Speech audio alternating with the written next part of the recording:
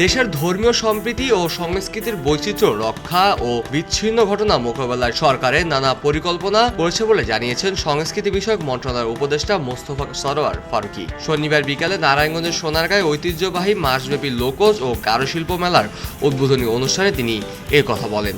কারো ধর্মীয় পরিচয়কে বিবেচনা না নিয়ে প্রত্যেককে পাশে দাঁড়ানোর আহ্বান জানান অন্তর্বর্তী সরকারের এই উপদেষ্টা। আমরা প্রত্যেকের পাশে দাঁড়াবো।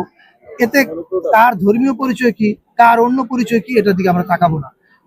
আমি মনে করি আমাদের সরকারেরও ফিলোসফি এটা, আমরা সব ধর্ম, সব বর্ণ, যার যা পরিচয়, এই পরিচয়ের ভিত্তিতে আমরা কাউকে আলাদা করব না, সবার পাশে আমরা আছি এবং আমরা থাকবো। আর শিল্প চর্চার কথা যেটা বলছেন, আপনি শিল্পকলা একাডেমির যদি গত 3 মাসের প্রোগ্রাম দেখেন, কর্মসূচি দেখেন, আপনি দেখবেন যে প্রতি মাসে ওরা কোনো মাসে 40, 50, 60, 70টা পর্যন্ত কালচার প্রোগ্রাম করছে। এগুলো করার পিছনে মূল কারণটা হচ্ছে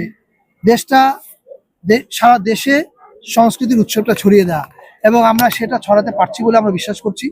তারুণ্যের উৎসব নামে একটা প্রজেক্ট হচ্ছে, আপনারা জানেন, সেখানেও অনেক কালচার প্রোগ্রাম হচ্ছে। ফলে কালচার প্রোগ্রামের সংখ্যা আগের চেয়ে কমেছে আমি বিশ্বাস করি না, বরং বেড়েছে।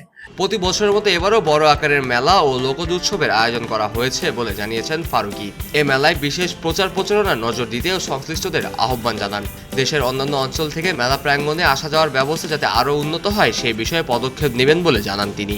ঐতিহাসিক পানামনগরের সংস্করণ প্রসঙ্গে জানতে চাইলে যে সংস্কৃতি বিষয়ক উপদেষ্টা জানান, পানামনগর নিয়ে ইতিমধ্যে মন্ত্রণালয়ে কথা হয়েছে। যে উন্নয়নের কি পরিকল্পনা, তো আমরা তো মাত্রই এসেছি, তবে সেই প্রথম যে জিনিসটা উপলব্ধি করতে পারলাম আমি নিজে ঘুরতে গিয়ে, এবং আমাদের জেলা প্রশাসক সাহেবের সঙ্গে একই বিষয়ে কথা হচ্ছিল, যে এখানে আসার সবচেয়ে বড় বাধাটা হচ্ছে অ্যাপ্রোচ রোডটা খুব সরু, ফলে মানুষের আসতে একটু সমস্যা হয়। এটা আমরা চাইলে আজকেই সমাধান করতে পারবো না, কিন্তু আমরা এই সমস্যাটাকে চিহ্নিত যেহেতু করেছি, এটাকে আমরা অ্যাড্রেস করতে চাই, আমরা কাজটা শুরু করতে চাই। যে এটা আমার মিনিস্ট্রি একা না, এটার সঙ্গে এলজিডি জড়িত হবে, জেলা প্রশাসন, আরো অনেকে জড়িত হবে। কিন্তু জড়িত হয়ে আমরা চাই এই কাজটা ঘটুক, যে এখানকার রাস্তাটা প্রশস্ত করা হোক, যাতে ঢাকা বা বাংলাদেশের যে কোনো জায়গা থেকে মানুষজন স্বাচ্ছন্দ্যে আসতে পারে।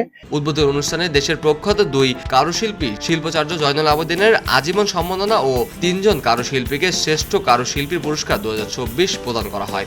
এবছর নকশিকাঁথা শিল্পের জন্য বেগম হোসনে আরা ও তামাকাসার শিল্পের জন্য সরকারের আজীবন সম্মাননা পেয়েছেন। পুরস্কার হিসাবে তাদের প্রত্যেকে 3 লক্ষ টাকা ও 1.5 ভরি ওজনের পদক দেওয়া হয়। এবছর শ্রেষ্ঠ কারুশিল্প পুরস্কার 2024 পেয়েছেন ক্ষুদ্র নৃগোষ্ঠীর কারুশিল্পী মিলিংচি সিং, চিত্রিত হাতি ঘোড়া কারুশিল্পের ধীরেন্দ্র সূত্রধর ও ট্যাপা পুতুল কারুশিল্পর সুনীল পাল।